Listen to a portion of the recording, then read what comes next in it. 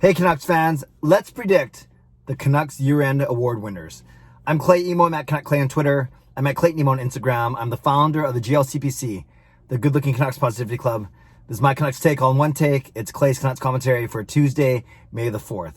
This is where you get Canucks insight that's positive and timely. Shout out to my Hall of Fame members, Jens95, Simalexander, Justin Credible, nucksfan number 29, Lucas Gates, Chris Seifried, Adam Broomfield, the Shea's Family Channel, and Jamie's Sports Talk, and more. Thanks for your support as always, and thanks to the support of all members of all levels. You are listed in my video description. If you want to become a member of the CCC Crew, simply press the join button underneath this or in my videos on the memberships tab on my YouTube channel. Didn't do a post-game live stream last night because I was with ParkersPucks, and we had a wonderful episode, our 4th episode ever of Canucks After Dark. So make sure you go check that out. The link is right in my description. Make sure you subscribe and like and do all those cool things. We had a great time, and like I said, we have our first month under our belt. Tonight, I will be doing a post-game live stream just on my own, old school, CCC Live, 10 p.m. tonight on YouTube. I don't think we'll be talking about a Canucks win, but we'll see. Last night, the Canucks lose 5-3 to Edmonton. Game where they had a decent effort, came back from made it a couple one-goal deficits, but simply weren't talented enough to thwart Connor McDavid and Leon Draisaitl. Kind of felt bad. That was the first time I ever predicted a Canucks loss in the entire season, and it wasn't rocket science, or it wasn't like a big epiphany. I just had a gut feeling, and my gut feeling, unfortunately, was correct, in that Edmonton beat Vancouver. So stay tuned to the end of this video for my score prediction. But speaking of predictions, let's predict the year-end awards as the Canucks opened it up for voting yesterday.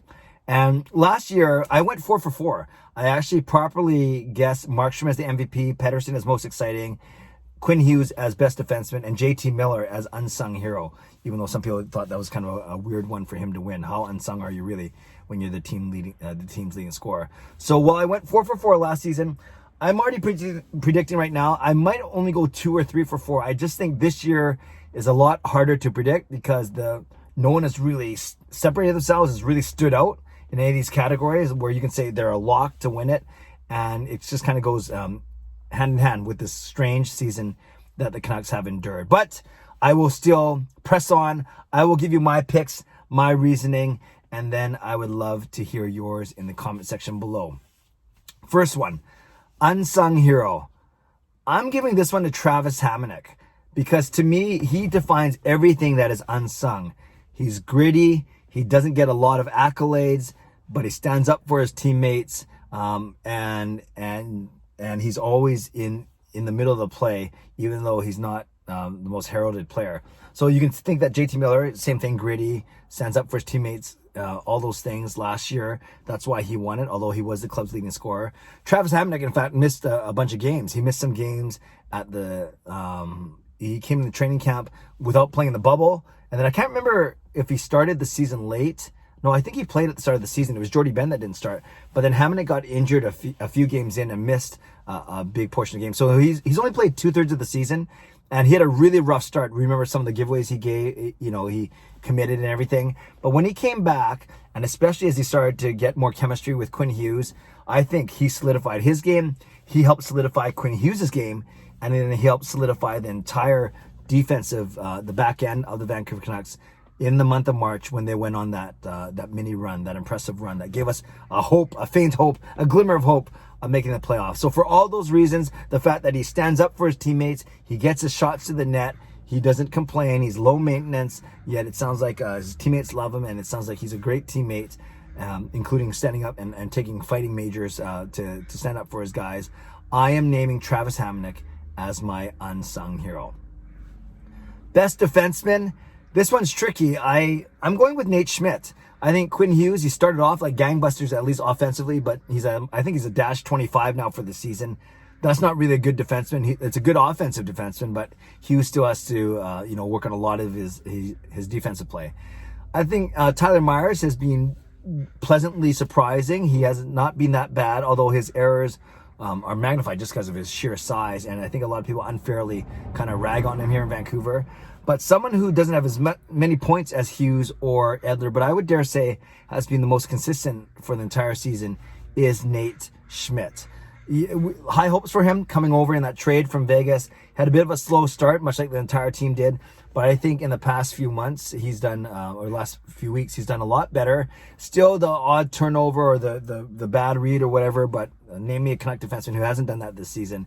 And I do like Nate Schmidt's game, not just because he scored last night, but I think, Myers gets more points because Myers gets to play on the second power play unit, although it's not like they produce a lot, but still, Myers gets more opportunity to play in offensive in offensive situations.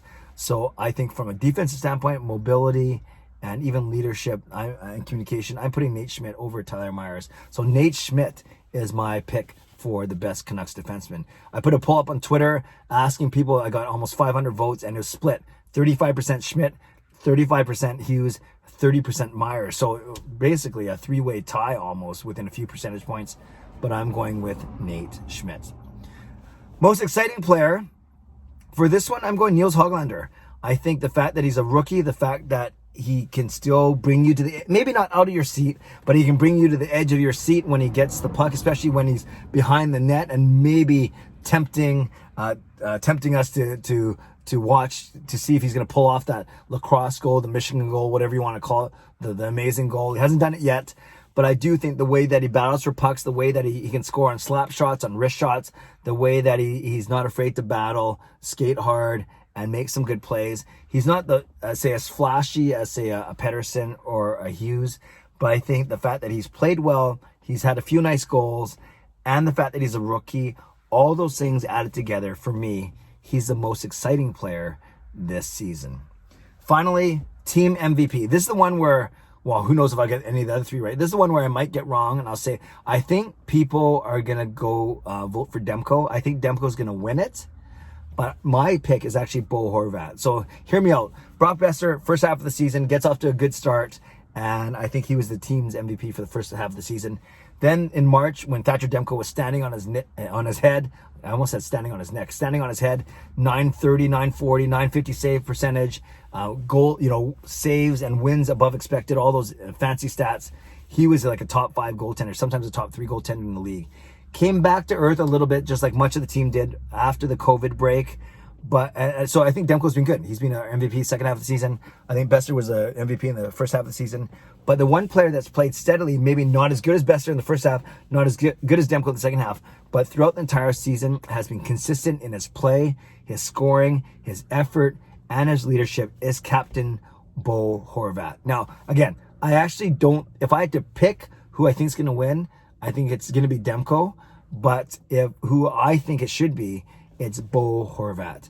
And he only went through one streak of 4 games without a point, then a couple of 3 games without a point. But otherwise, he scored every game or every second game, at least a goal or an assist. And he's not far behind the scoring leader in Brock Besser on the team. And he's got a better plus minus. And I think just to show steady leadership throughout this year, this crazy, tumultuous year, that says a lot, I think.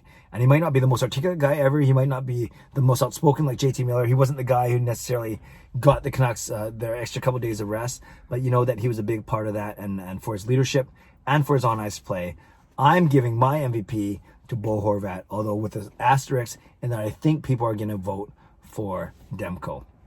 So there we go, Canucks fans. I would love to know your reaction to my picks. I have Unsung Hero, Travis Hamonic. I have Best Defenseman, Nate Schmidt. Most exciting player, Nils Hoglander. MVP, Bo Horvat. I don't want to say slash, it sounds like I'm cheating. Although I do think that one might be Thatcher Demko. So I have no problem admitting that I'll probably go 1 or 2 for 4 out of these. But these are who I would hand the awards out to if it were up to me. Canucks fans, let me know your picks for each of those 4 categories. List them below. I would love to create some dialogue there. I'd love for you to create some dialogue with me by joining me on my post-game live stream, 10 p.m. tonight on YouTube. In the meantime, stay safe. Oh yeah, score prediction. Dang. I hate to do it, but Edmonton's on a roll. Canucks, not so much. I would love to be proven wrong, but I'm going to pick Edmonton 3-1 tonight instead of a lower scoring game back-to-back. I'm going Edmonton 3-1 over Vancouver. And I hope you're not revoking or asking me to step down as the founder of the GLCPC. Give me your score prediction. Give me your award winners. Leave a comment below. I will read, react, and reply as always. Subscribe if you'd like to. Like this video if you'd like to. Become a member of the channel if you'd like to. Stay safe, stay healthy. Take care of yourselves and take care of each other. Have a great day. Enjoy the Canucks game. See you at 10 p.m. tonight. God bless and go Canucks go.